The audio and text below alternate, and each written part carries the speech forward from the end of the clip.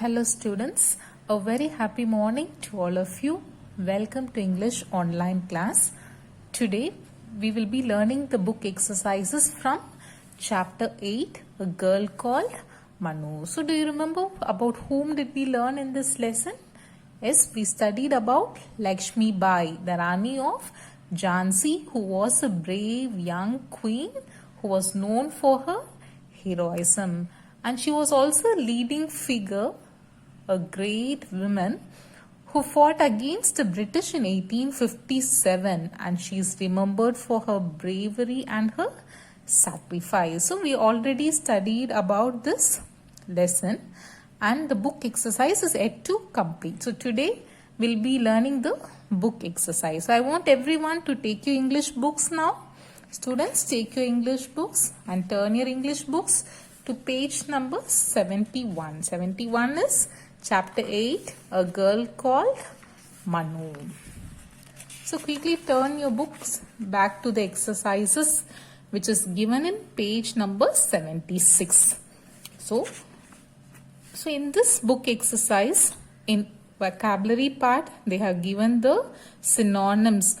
Put a tick against the options that are not synonyms of the words in capital. So you have to mark a tick in the options which are not synonyms of the words in capital. And the second exercise is about idioms. And the third one is grammar. In grammar part, we'll be learning about past tense in detail. So children, today we'll be mostly focusing on idioms and past tense. So we'll be learning about idioms and past tense and we'll be doing the book exercises.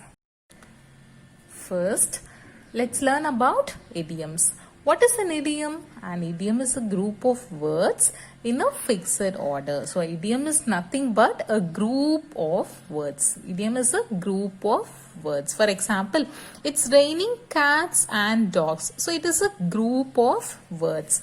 Second, its meaning is different from the meanings of the individual words in it. So the meaning of the idiom, it's raining cats and dogs, is different from the meaning of the actual meaning of the individual words in it. So it's raining cats and dogs. So the actual meaning of this idiom is, it is raining cats and dog. But what is the figurative meaning of the idiom is, it is raining very hard. So in order to tell it is raining very hard, they tell it's raining cats and dogs. So we should not understand an idiom from the literal sense. Okay, we should not understand the idiom from the literal or exact meaning of the words. We must understand idiom as a figurative meaning. Okay, so it's raining cat and dogs means it is raining very hard. So I hope you would have understood by now what is idiom. So the meaning of an idiom is different from the meaning of the individual words in it. So an idiom is an expression that cannot be understood from the meaning of its separate words. So we cannot understand an idiom by the meaning of the separate words, okay, by the meaning of the literal words, but it should be it should be learned as a whole expression. So we have to learn this as a whole expression. So idioms are a form of figurative language. So it is form of symbolic or a figurative language. So in this idiom we use cats and dogs to tell that it is raining very hard. Okay, it is a figurative, we use figures.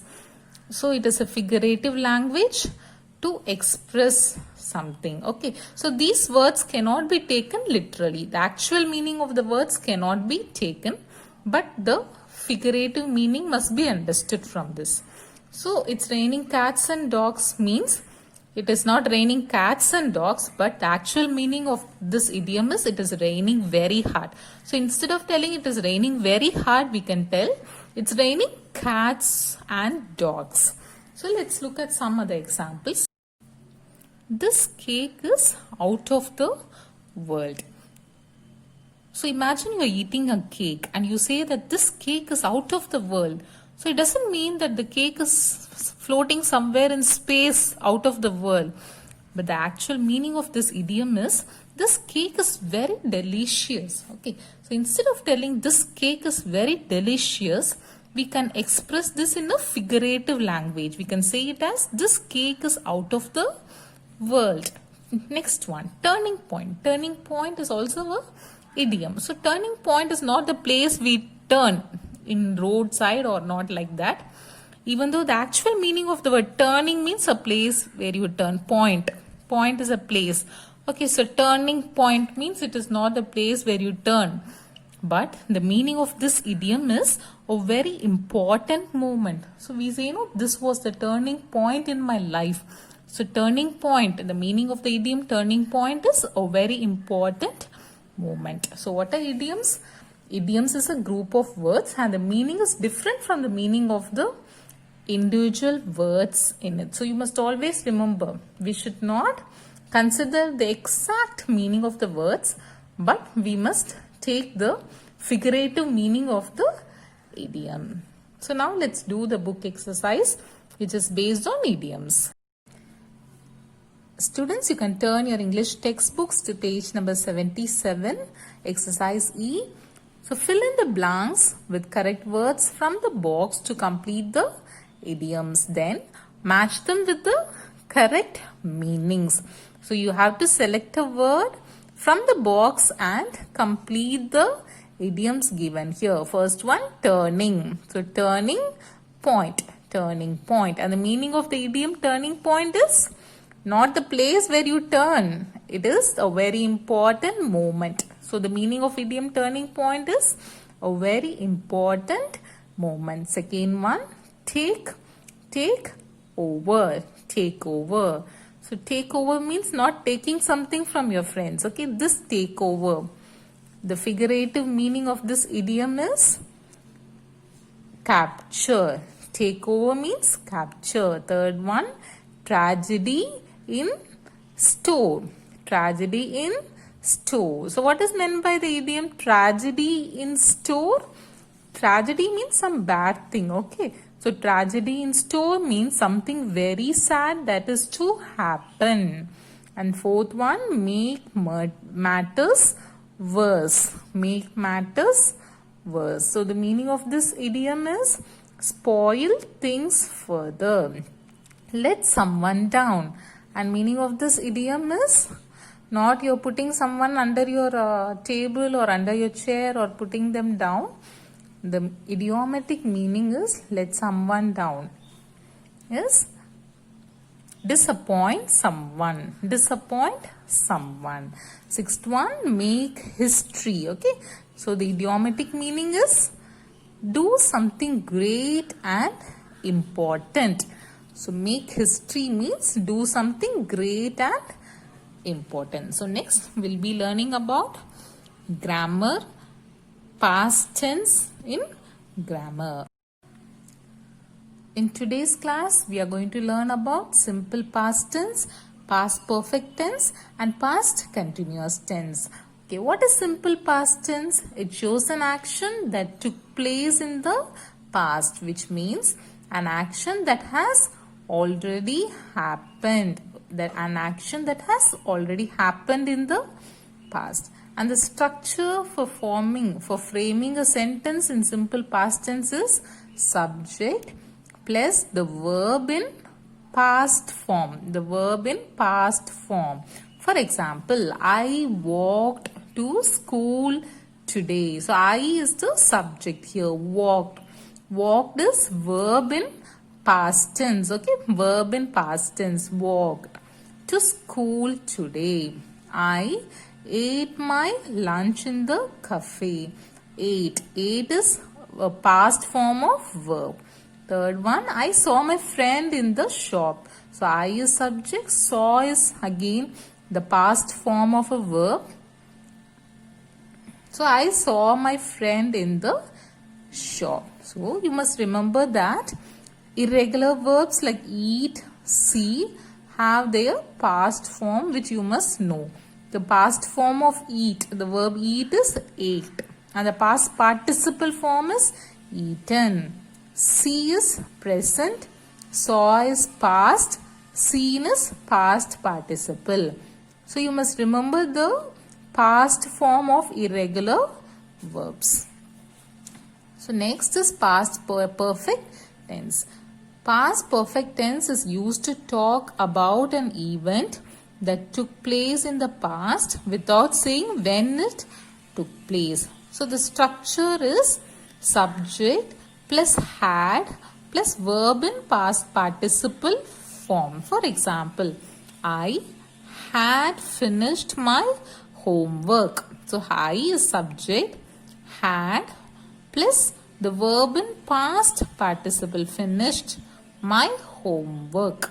So I had finished my homework. He had visited China. So he is subject, had is had plus verb in past participle form.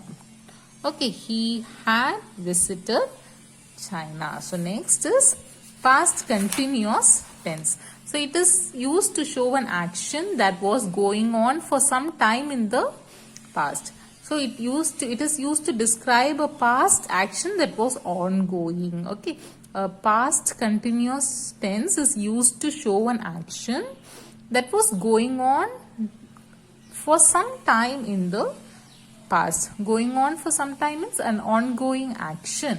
Okay, a past action that was ongoing. So the structure is subject plus was or were plus verb plus ing. So you must remember the rule or the substructure to frame a sentence in past continuous tense. So subject plus was or were plus verb plus ing. So if the subject is singular, we use was. When the subject is plural, we must use were. So I, she, he, it, all singular subject we use was. When in case of plural subjects, we should use were.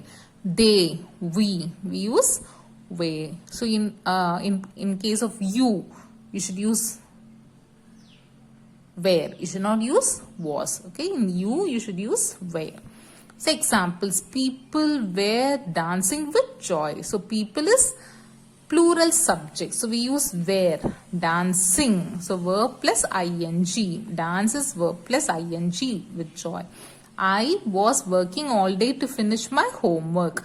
So I is singular. So I was, work is verb ing, verb plus ing all day to finish my homework. He was waiting an hour for the bus. So was plus verb plus ing.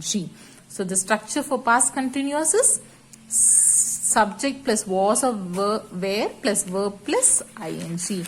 And the structure for past perfect tense is subject plus had plus verb in past participle form. And the structure for simple past tense is subject plus verb in past form. So you should remember all the structures or the rules in order to frame sentences in different forms of past tense.